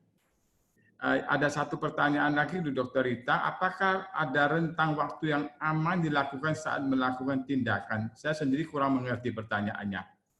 Yang kedua adalah tindakan injeksi kenakot intralesi jerawat, apakah masih dianggap aman karena waktunya hanya sebentar? Oh, maksudnya bagaimana kalau menurut Dr. Rita? Pertanyaan ditujukan untuk Dr. Rita dari Prida Ayudianti. Ya, oke. Terima kasih, Dok. Jadi memang tadi kan saya sempat sebutkan faktor-faktor resikonya. Jadi misalnya kita melakukan tindakan suntikan jerawat. Nah, itu kan tentunya kita jaraknya kurang dari 1 meter, gitu ya. Nah, lalu kembali lagi juga ke kondisi APD. Nah, APD kita cukup memadai apa enggak? Kemudian ya pasiennya tadi, apakah dia pasien yang asimptomatik atau bergejala? Kadang-kadang mohon maaf ya, pasien kan juga suka enggak jujur tuh sama kita. Jadi ya kalau kita sebut semua tindakan itu tetap ada risikonya gitu. Ya, jadi tidak, yang perlu diingat, meskipun kita pakai APD, itu tetap ada resikonya. Ya, misalnya Anda melakukan tindakan ya sebentar injeksi jerawat. Tapi kalau misalnya faktor-faktor yang saya sebut tadi ada, misalnya pasiennya kebetulan memang ternyata positif COVID-19 walaupun nggak bergejala. Nah, ternyata tiba-tiba positif, kan sekarang banyak sekali kasusnya. Orang kok tiba-tiba positif, ditelusuri nggak tahu kontaknya dari mana, nggak jelas dari mana. Jadi, ya boleh-boleh saja kita melakukan tindakan. Tapi kita ingat, tetap ada risikonya walaupun kecil. Kemudian yang kembali saya tekankan lagi, tindakan kita itu kan tidak urgent, apalagi misalnya jerawat, kan nggak perlu suntik, gitu kan? Ya kalau ngomong lagi mengenai indikasi suntik ya nggak usah gitu ya. Nah kan kita bisa pakai terapi topikal, ya pasiennya aja diedukasi dengan baik, karena kadang-kadang pasien itu juga tergantung kita sebagai dokter. Jadi kita sebagai dokter tuh sangat berperan untuk memberikan edukasi. Kalau kita berikan edukasinya tepat dengan cara baik, ya bukan bermaksud menakut-nakuti, saya yakin pasien akan mengerti. Jadi kesimpulannya tetap ada risikonya untuk melakukan tindakan gitu dok. Jadi ya berbahaya juga buat kitanya dan juga buat pasiennya. Saya rasa itu ya dok ya. Kalau saya boleh tambahkan bahwa injeksi kenakol intralesi kadang-kadang kita injeksi harus dangkal dan bisa muncrat keluar. Betul, ada darah ya. Di sekitar kita ada nurse. Kalau mereka proteksi nggak cukup, berbahaya buat mereka. Jadi mungkin itu paling baik dihindari. Yang satu lagi dari Dokter Akbar, apakah sudah terkonfirmasi penularan COVID-19 melalui mikrolesi, termasuk yang disebabkan oleh tindakan dermatologi? Apa ada kasus bahwa terjadi penularan COVID-19 melalui mikrolesi? Ini tidak ditujukan kepada siapa-siapa, saya tidak jelas ya. Dari Dokter Dana. Sepertinya kok belum pernah baca ya penularan lewat luka gitu belum ya. Secara teoritis sih bisa ya karena lesinya kan ada di kulit juga. Ini ada ditujukan kepada Dokter Arya. Oh ya tadi pertanyaan satu lagi dari Dokter Eva tapi tidak ada pertanyaannya. Dokter Jimmy, saya mau tanya kepada Dokter Rita. Kalau praktek di klinik swasta selama pandemi COVID-19, kalau ada pasien rawat luka, hekting luka atau abses, proteksi apa yang harus dilakukan oleh dokter dan asistennya? Silakan. Ya. Maaf, kalau itu angkat jahitan maksudnya ya dok ya? Angkat menjahit rupanya ya. Rawat luka atau menjahit ya. Atau insisi abses. Sebetulnya ya kalau saya pikir sih lihat lokasinya juga ya. Lokasinya kalau di badan, di kaki sama di muka ya beda ya. Sebelahnya hidung ya beda lagi. Ya, silakan. Ya, benar dok. Tadi saya setuju. Jadi dia kurang spesifik ya menyebutkannya di mana. Jadi kan kita tahu bahwa sekarang kan yang kita anut itu penularannya dia melalui saluran nafas ya. Jadi kalau misalnya lukanya di kaki tentunya akan lebih aman ya. Akan lebih kita nggak deg-degan karena kan kita juga ikut deg-degan ya dok ya, nggak bisa dipungkiri ya gitu kan. Nah kalau dia misalnya di wajah, nah tentunya itu ya deket sekali gitu ya dengan yang sumber infeksinya. Nah kalau di kaki ya mungkin lebih aman. Nah, kalau mengenai level APD-nya ya mungkin saya jawab aja, ya mungkin kita nggak mesti yang level 3 ya. Jadi bisa aja di bawah level 3. Jadi nggak harus pakai masker N95. Jadi mungkin kita bisa pakai masker yang surgical mask gitu. Tapi ya tetap kita harus perhatikan hal-hal lainnya ya. Jadi karena ingat penularannya nggak cuma karena kita kontak dekat, tapi karena yang lain. Jadi misalnya nanti kita udah steril, terus pas kita lepas APD-nya nggak benar. Jadi memang banyak faktor yang untuk mempengaruhi kita sampai terinfeksi. Jadi kita tetap kalau kasus urgent-urgent begitu kan kita harus tetap kerjakan. Jadi ya kita harus berhati-hati. Mungkin APD-nya nggak mesti level 3 sih, bisa sampai di level 2 dok saya. Ini ada dokter satu pertanyaannya menurut saya bagus, yaitu tindakan microneedling yang memakai high speed device. Apakah termasuk yang juga membentuk aerosol? Kira gimana? Tidak ditujukan kepada ketiga panelis. Dari Dr. Christine.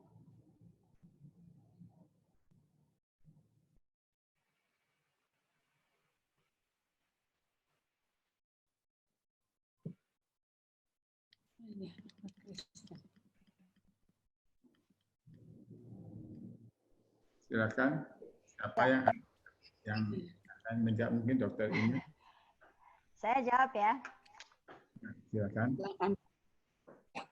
Ya, microneedling, pertanyaannya microneedling memakai high speed. Ya. Apakah termasuk juga generating procedure, aerosol generating procedure? Ya, mengenai tindakan microneedling dengan high speed, seperti itu termasuk built-in fan. Jadi saya kira dia juga memang membuat aerosol generating procedure juga ya. Microneedling yang dengan high speed device itu. Kalau menurut saya termasuk suatu prosedur yang menyebabkan terjadinya aerosol. Jadi kita harus hati-hati. Ada pertanyaan satu yang mirip, yaitu soal di mikrodermabrasi. Saya kira pertanyaan jawabannya akan sama, kita lewati. Kalau mikrodermabrasi biasa, ya kita nggak akan mengerjakan begitulah di era seperti ini ya. Karena kan menyebabkan luka, banyak perdarahan di mana-mana. Dan itu sangat berisiko, baik buat pasien maupun buat kita sendiri. Ini ada Profesor Kusmarina Bramono bertanya, perjalanan pandemi ini belum jelas sampai kapan. Indikator apa dari wabah ini yang dapat memberi petanda aman untuk melakukan berbagai tindakan dermatologi? Mengingat ada OTG, pasien sembuh ternyata masih dapat kambuh. Silakan. Ini kepada ketiga panelis juga.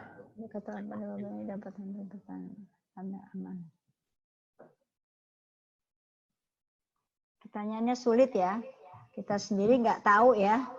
Karena perkembangan dari penyakit ini maupun virus dan penyakitnya setiap saat berubah atau bertambah menurut saya. Sehingga pertanda aman sampai saat ini belum diketahui apa tanda-tandanya bahwa keadaannya sudah menjadi lebih aman. Saat ini saya kira belum bisa dijawab pertanyaan Dr. Prof. Kusmarinah ini. Maaf ya Prof, mungkin Dr. Darto malah bisa menjawabnya.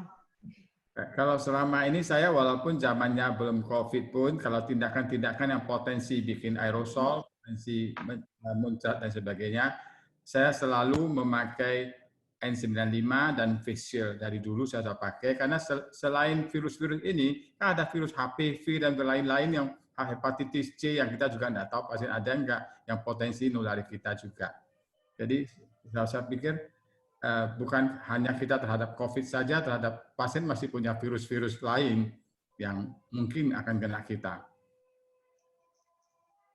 Jadi mungkin kehati-hatian itu. Pertanyaannya bertanda aman, tanah amban. Gimana menurut Dr. Dato? Nggak ada. Ya ini kita yang belum tahu ya. Walaupun nanti selama kalau belum ada vaksin, saya kira belum aman. Kalau udah vaksin, saya divaksin, saya merasa lebih aman kalau sudah ada vaksin.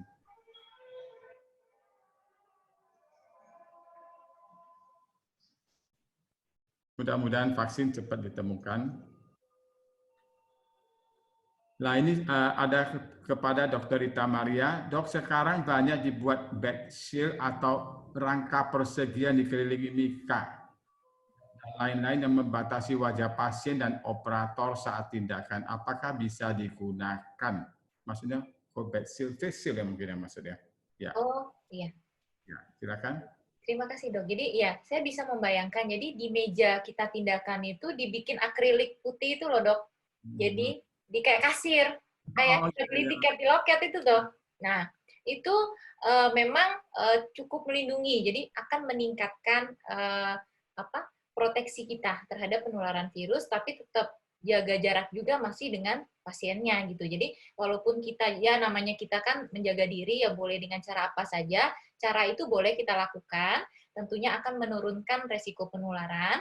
Nah, tetapi tetap menurut saya ya kita harus tetap jaga jarak dan faktor-faktor lainnya dilakukan seperti cuci tangan, pakai APD, gitu. Pelepasan APD yang baik juga tetap dikerjakan. Ini pertanyaan Dr. Sandra, tetapi menyangkut bukan hanya konsul, tapi saat tindakan saya tidak mengerti bagaimana bisa tindakan kalau ada lapisan mika di depan. Oh iya iya. Iya ya, dok ya, saya rasa sulit ya. Maksudnya kan jadinya kita ketika kita dalam posisi tidak ergonomis, ketika kita melakukan tindakan ya, misalnya kosmetik atau bedah, tentunya akan meningkatkan resiko apa ya, kesalahan gitu ya dok ya. Jadi ya kalau nggak urgent sih saya tetap nggak anjurkan ya dok ya. Gitu. Dr. Puspita menganjurkan bahwa low level energy laser dengan diode ataupun dengan fotona dan tidak menggunakan zinc. Apa? Ya. Oke. Ya. Jadi yang tadi ada foto yang saya tampilkan kan, ada pasien yang mau dilakukan intubasi lalu ditutup dengan box mika itu adalah foto yang dikirimkan dari teman sejawat dokter anestesi, bagaimana melakukan tindakan intubasi tracheal, tetapi beliau juga mengatakan bahwa tindakan itu tidak ergonomis atau tidak artis ya, sehingga dia tidak menyukai tindakan dengan itu. Dia lebih teman sejawat tadi lebih menganjurkan pakai plastik, betul-betul pakai plastik yang lebih fleksibel sehingga bisa bergerak, plastiknya bisa bergerak sesuai dengan itunya, apa namanya, tindakan yang akan dilakukan. Jadi dengan plastik biasa, plastik yang dipakai untuk bungkus-bungkus plastik itu. Fotonya tadi nggak saya tampilkan. Ada pertanyaan, ada 2 orang mungkin saya gabungkan, yaitu operasi minor yang mendesak, apa perlu hazmat?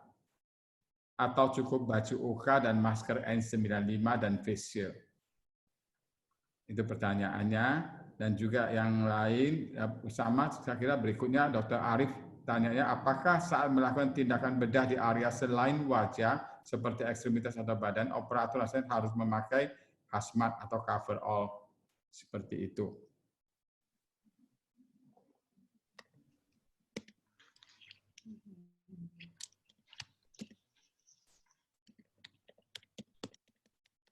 Ini tidak ditujukan khusus kepada siapa.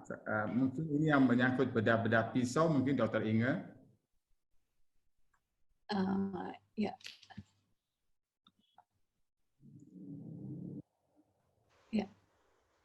Ya, terima kasih dok. Pertanyaannya, maaf, saya tidak. Dari siapa dok, maaf? Pertanyaan dari Dr. Dia Ayumira. Bila operasi minor mendesak, apakah perlu menggunakan hazmat? Terima kasih dok. Apakah operasi minor mendesak perlu menggunakan hazmat?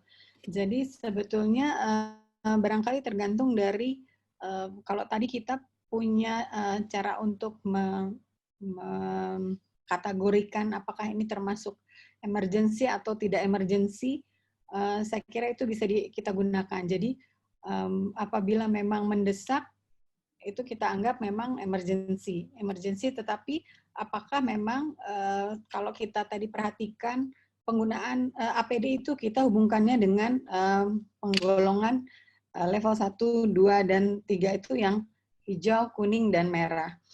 Jadi saya kira ini bisa digunakan kombinasi dari kedua klasifikasi tadi. Kalau memang mendesak dan emergensi kita bisa lakukan, tapi untuk penggunaan APD apakah perlu hazmat atau tidak, saya kira itu bergantung pada levelnya tadi. Kalau kita perhatikan, barangkali saya belum bisa membayangkan operasinya tadi sebesar apa, atau hanya operasi yang kecil dan lokasinya mudah, atau memang operasinya besar dan diperkirakan akan berdurasi lama. Barangkali itu juga bisa membedakan penggunaan hazmatnya, dok. Ya, saya kira itu jawabannya. Lokasi di muka atau lokasi di badan ya? Iya. Ya. Ini, soalnya tadi ini mungkin orang yang sama bertanyakan lagi tentang N95, katanya ada yang untuk standar medis dan yang lain standar tukang. Apa benarkah?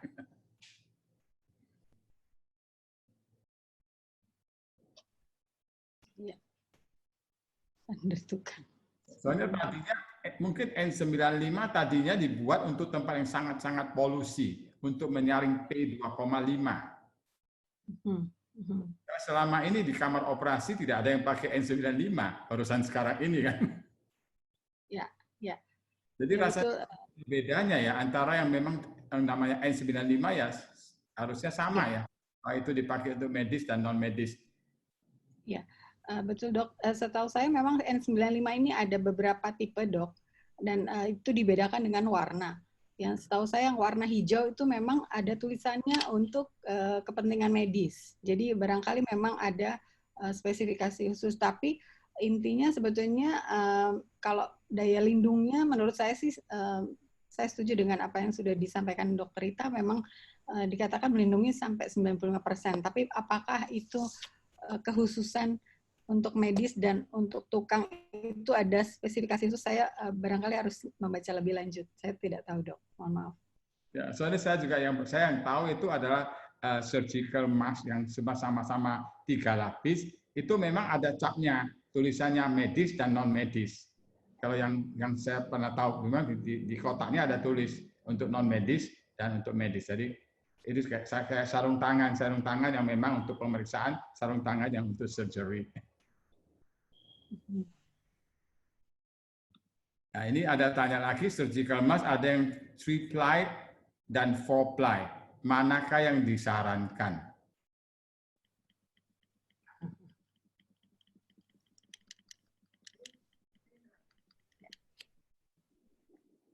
Ya, barangkali Dokter Rita bisa menjawab lebih baik, tapi kalau menurut saya 3-ply dan 4-ply saya belum pernah baca kelebihan satu sama lain, tapi kurang lebih sama dok. Sebetulnya dia melindungi percikan dari luar, yaitu untuk jarak yang dianjurkan, untuk jarak yang lebih dari 1 meter seperti tadi disampaikan oleh Dokter Rita. Barangkali ditambahkan, silakan dok.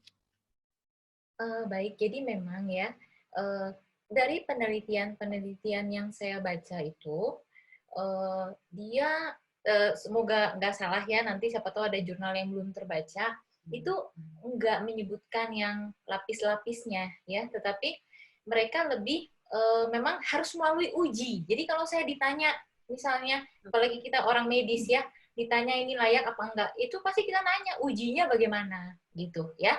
Nah, dia harus melalui tes uji, fit test. Jadi dia 4. Filtration-nya, kemampuan filtration-nya, kemudian breathable-nya, jadi bisa napas nggak nih orang gitu kan, nanti kalau terlalu proteksi nggak bisa napas, kemudian daya tahan terhadap dropletnya, tembus nggaknya gitu ya, droplet besar, terus filtration tadi kan, sama satu lagi itunya, flammability-nya, jadi gampang terbakar apa enggak. Nah, ini dia harus melalui uji-uji tes tersebut. Nah, kalau dalam masa pandemi sekarang, jangankan yang terstandar, kan kita susah nyarinya. Makanya tadi saya tekankan, tetap kita pakai masker, sama tetap perlu jaga jarak. Jadi jangan hanya mikirin masker aja. Jadi jangan merasa aman semu, ya. Jadi rasa aman semu itu hilangkan. Jadi meskipun kita pakai masker, ya kita tetap harus hati-hati, cuci tangan dan sebagainya. Tetapi intinya, kalau yang masker kain sekalipun dan surgical itu dia nahan dari droplet batuk, droplet besar lah, bukan aerosol. Jadi dia tetap lumayan melindungi lah dibandingin dengan kita ya nggak pakai masker. Saya rasa seperti itu ya dok ya. Nah, ini ada pertanyaan mungkin Dr. Aryani, yaitu tentang diode laser 1450 yang non-ablatif, yang tidak kelihatan ada asap. Apakah dia akan menghasilkan plums dan beresiko tinggi juga? Termasuk juga seperti IPL, apakah menghasilkan plums? Boleh, Dr. Darto, tolong diulang pertanyaannya. Dari Dr. Eva. Oh, dia rupanya, pertanyaannya kepada Dr. Inge dan Dr. Aryani. Apa semua laser non-ablatif seperti diode 1450 akan menghasilkan plum dan beresiko tinggi terhadap penularan COVID? Apa tetap butuh smoke evacuator walaupun smoke-nya tidak tampak? Bagaimana dengan tindakan IPL? Apakah juga menghasilkan plum, dok? Terima kasih.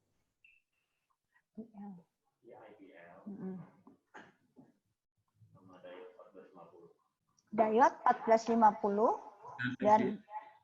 dan IPL apakah menghasilkan pelum?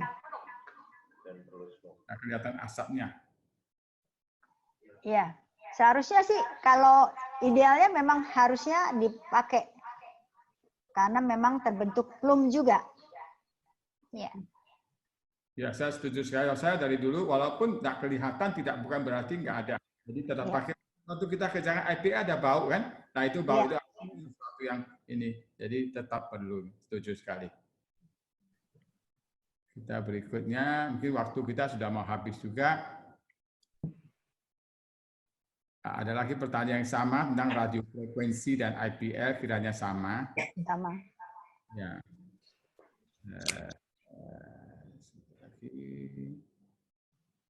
Ini lagi ada orang yang rupanya bertanya lagi kepada Dr. Rita tentang masker surgical lagi, droplet HIV, HPV yang kurang dari 10 mikron dari pemakai ke lingkungan.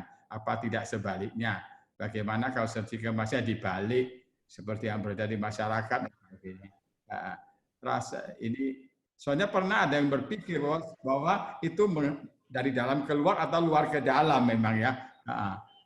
Sehingga ini kalau sakit warna hijau maskernya di bagian luar, kalau sehat warna hijaunya ke dalam. Apa bisa berguna atau tidak? Dapat terima kasih dok. Pertanyaan dari Dr. Putu Marcelina. Ya, sejauh yang saya baca di jurnal itu, kalau misalnya mengenai cara pakai masker ya kan dia pasti nggak ada tuh dok yang dibalik-balik ya. Saya nggak tahu kalau misalnya belum terbaca di jurnal lain kan dia pasti udah ada aturan mana yang luar yang mana dalam ya. Jangankan dibalik ya dok ya, orang pakai bener aja kan tetap aja fitnya tadi keluar-keluar, apalagi dibalik jadi udah nggak fit terus ya filtrationnya kan jadi berubah gitu. Jadi saya rasa sih tidak menganjurkan untuk dibolak-balik ya.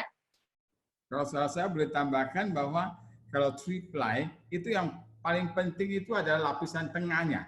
Yang tengah kalau kita buka itu adalah filter utamanya ada di tengah. Jadi sebetulnya nggak perlu bolak-balik juga. Jadi memang ada isu seperti itu bahwa yang sehat mana, yang sakit yang mana. Jadi saya pikir yang tengah itu yang paling penting dan kualitas yang menentukan. Jadi kalau kesulitan bikin masker itu bukan depan 2 lapis itu. Yang tengah itu yang kesulitan. Yang menentukan bagus tidak bagus itu yang lapisan tengah. Ya, saya teruskan lagi. Dokter Darto, mohon maaf menyelang. Ini waktunya sudah habis, dokter. Jadi pertanyaan-pertanyaan berikutnya mungkin nanti kita rangkum, kita jawab di Telegram atau lewat email. Nanti kita kalau ada ditujukan kepada siapa, kita teruskan kepada panelisnya. Ini sebetulnya masih sangat banyak pertanyaan, ya, masih banyak sekali. Ya. Ini ada Dr. Kusmarina ya, dari Prof kita coba evaluasi ya. Dr. Sudarto mengingat virus-virus sejenis masih diramalkan dapat muncul lagi. Jangan-jangan satu hari dokter akan dapat bekerja lebih aman jika menggunakan robotic hands. Jadi dapat bekerja dari balik tabir pengaman.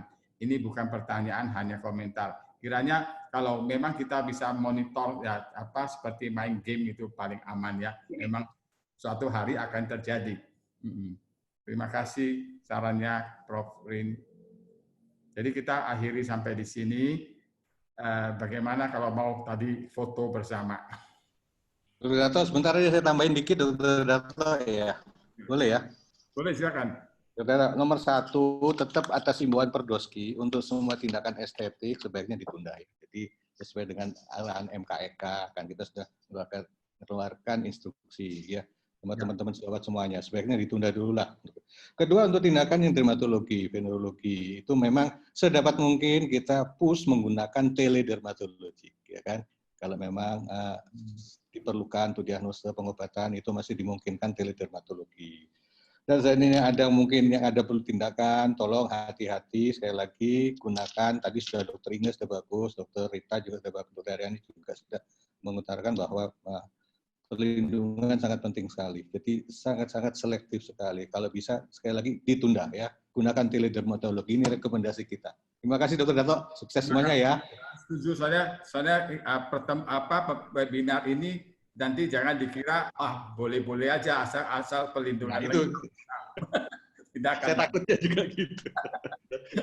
Terima kasih Dr. Listiawan atas saran dan komentar ini. Kita akhiri, thank you. Kita ya foto-foto ya. Ya, mohon izin ada informasi dahulu, dokter. Silakan.